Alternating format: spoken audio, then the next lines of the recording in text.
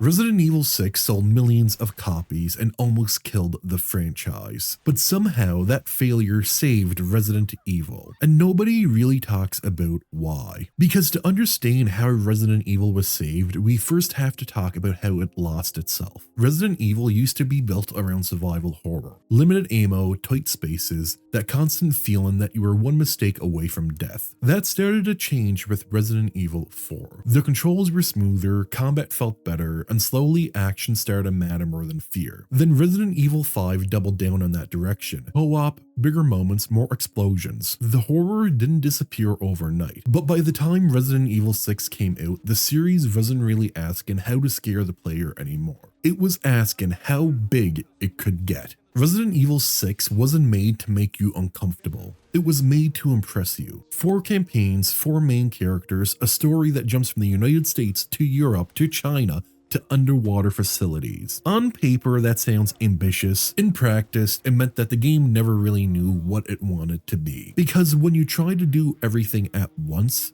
you usually end up doing nothing particularly well, and you feel that almost immediately when you start playing. Leon's campaign looks like classic zombie horror, but instead of tension, you're drowning in ammo and enemies spawn constantly. Chris and Jake's campaigns drop the horror almost completely and turn into straight up military cover shooters fighting enemies that use guns, which probably isn't what most people wanted from a Resident Evil game. And Ada's campaign goes in a totally different direction, becoming more of a spy thriller centered around a doppelganger story. Any one of these ideas could have worked on its own, but Resident Evil 6 never sticks with any of them long enough to really make them interesting, which leads to the biggest problem of all. Horror is built on anticipation. What's around the corner? Do I have enough ammo? Is this fight even worth it? Resident Evil 6 doesn't really let you ask those questions. Supplies are everywhere and enemies never stop showing up. There's always something happening. Gunfire, explosions, dialogue, UI prompts. And the game design is the same way. Resident Evil 6 never lets you slow down and think about what's going to happen next. Older Resident Evil games made inventory management stressful. Every bullet mattered. Every decision felt risky. In Resident Evil 6, nothing feels scarce. And when nothing feels scarce, fear just doesn't exist. At this point, Resident Evil wasn't just louder and flashier, it was something completely different. Capcom leaned hard into spectacle, low motion chases, massive set pieces, cinematic moments stacked back to back. Resident Evil stopped feeling like a survival horror and started feeling like an action movie wearing a Resident Evil skin. Honestly, Resident Evil 6 plays less like a survival horror game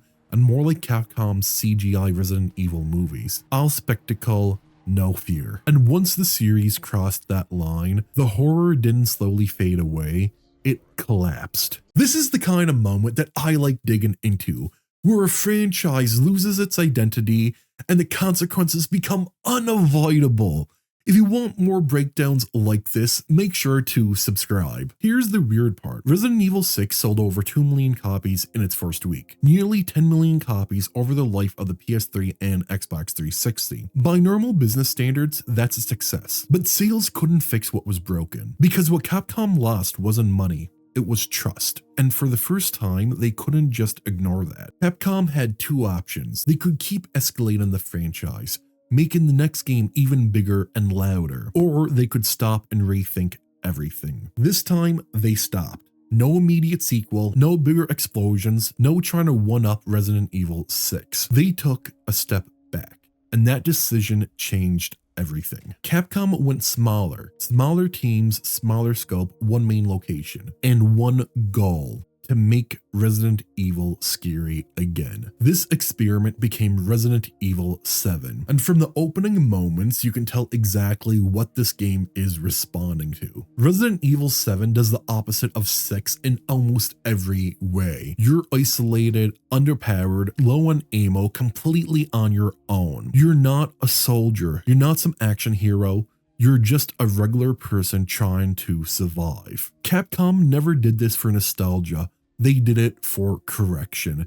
It feels like they were finally admitting, Yeah, we went a little bit too far. A lot of people call Resident Evil 6 a failure, but the truth is it didn't save the franchise by being good. It saved it by showing Capcom the limit. Without Resident Evil 6, the franchise wouldn't exist the way it does today. So was Resident Evil 6 a failure, or was it the push Resident Evil needed to survive?